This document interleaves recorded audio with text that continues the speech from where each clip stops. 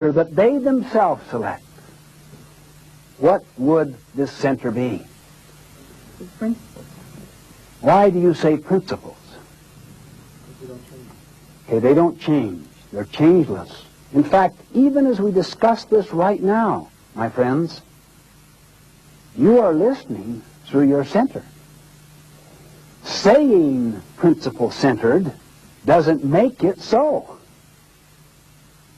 You are listening to principles through your center. The key is not just a principle.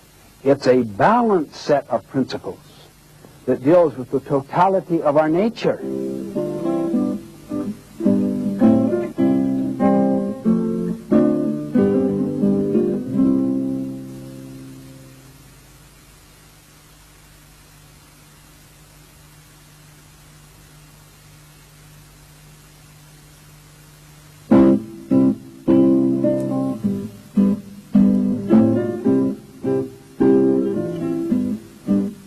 I suggest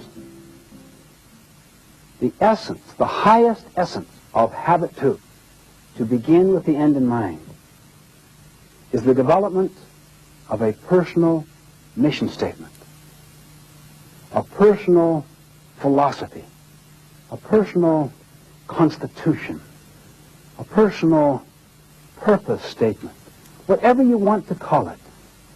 I seriously think that is the most important activity of habit 2. I think it should contain 2 basic parts. What is it I am about? And how do I go about it? What are the principles upon which I operate? It should deal in both of those parts with the essence of who am I? And you have the capacity through your mind to separate the social mirror from that question. I know what other people say about me. I know what they say I should be. But I have to decide. We lead 3 lives. Our public life. Here we are here. This is our public life. Our private life. When we go home, we can watch television, we can read. That's a private life.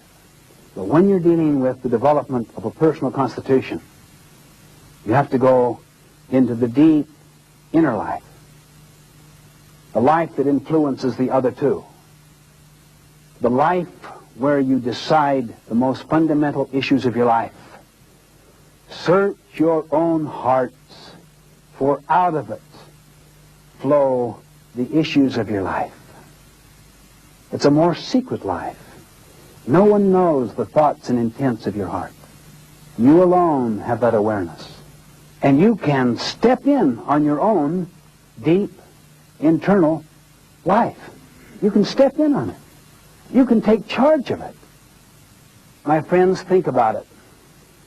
Study the lives of people that rose above difficulty, abuse, contention, dysfunctional homes. Study the lives of great figures in history who have really made a difference, and you'll almost always find they did profound work on the inner life. The private life is not the inner life. I could live a very private, independent life and enjoy it. It could be relaxing to me. It could be pleasurable. It could be my own life, my own choices. That is not the deep inner life at all. The deep inner life requires going inside and looking at your private and your public life, at both of them. It goes inside to look at your own motive structure. Many people, unless they are in pain because of something they care about that is not being fulfilled, will never even go into their deep inner life. In a sense, they're being lived. They're not living. And Gandhi, at one time he said, a person cannot do right in one department of life while pretending to do wrong in another department. Life is one indivisible whole. Listen to his statement. A person cannot do right in one department of life. For instance, the public life, to have the right appearance, see. Won't be tempting to do wrong in the private life, or say the deep inner life. Why? Life is one indivisible whole, and people feel it. The vibes are sent out.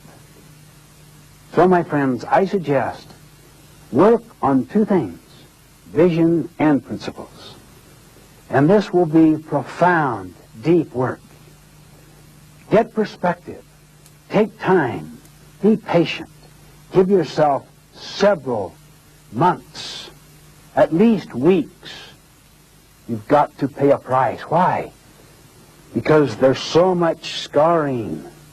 There's so much history, social and psychic history, already in you.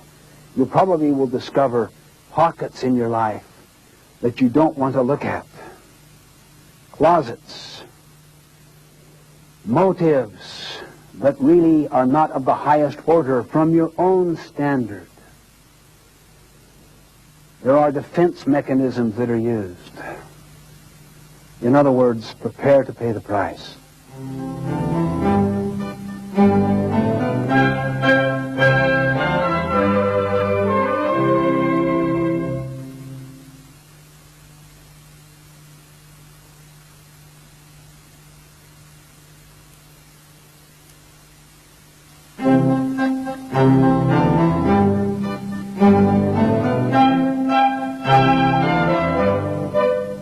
I find to get into nature is extremely helpful.